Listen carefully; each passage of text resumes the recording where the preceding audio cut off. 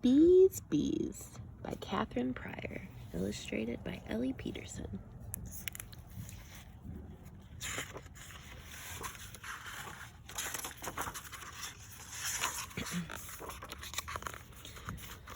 Beatrix heard a humming as she walked through the park on her way home from school. She followed the sound to a hollow oak tree.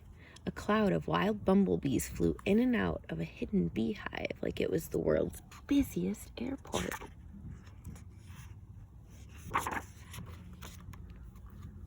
Bee crept closer.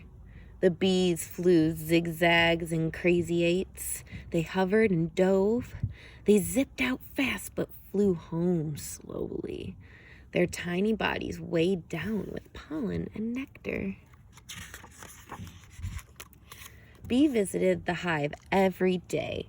She watched the bees flit from flower to flower, buzzing with happiness as they collected food for their families. Then one day the tree was silent. A lonely butterfly circled the oak tree looking for its friends. Its friends were gone. The next day at school, Bee told her teacher what happened. "Where did my bees go?" she asked. "I don't know," her teacher sighed. "Sometimes bees just disappear." Bee didn't like that one bit. How could a whole hive disappear?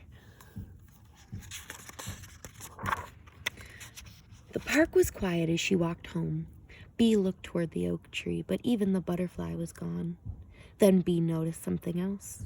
The flowers around the oak tree had been cut down. Beatrix knew that the bees like flowers. It's how they get all of their food. The next time Bee's class went to the library, Bee rushed for the librarian.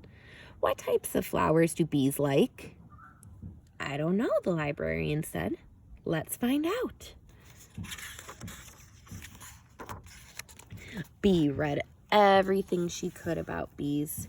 She learned that they like to eat pollen and nectar from lots of different flowers, and that they needed lots of open space to find them.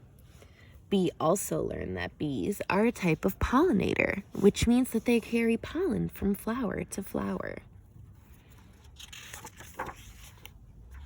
Without bees, blueberry, raspberry, and pumpkin plants would not be able to turn their flowers into fruit. There would be no more apples or almonds or avocados. Without bees, some of Beatrix's favorite foods would disappear. Bee began to make a plan.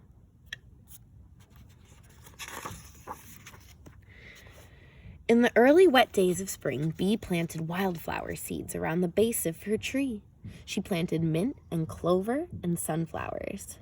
The seedlings began to sprout. The flowers began to bloom.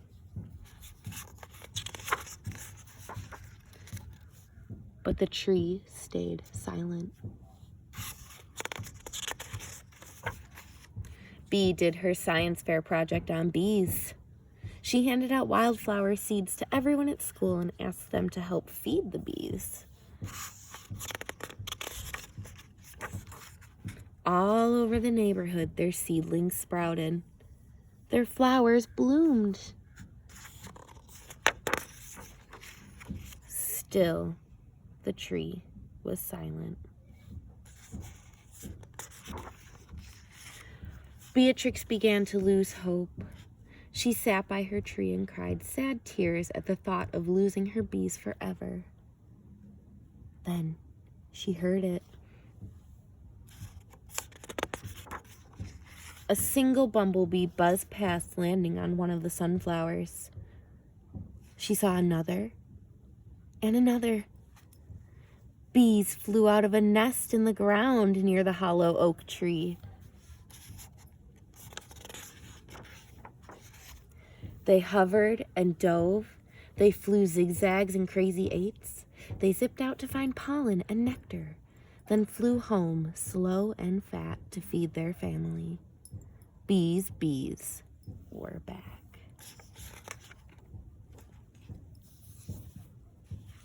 The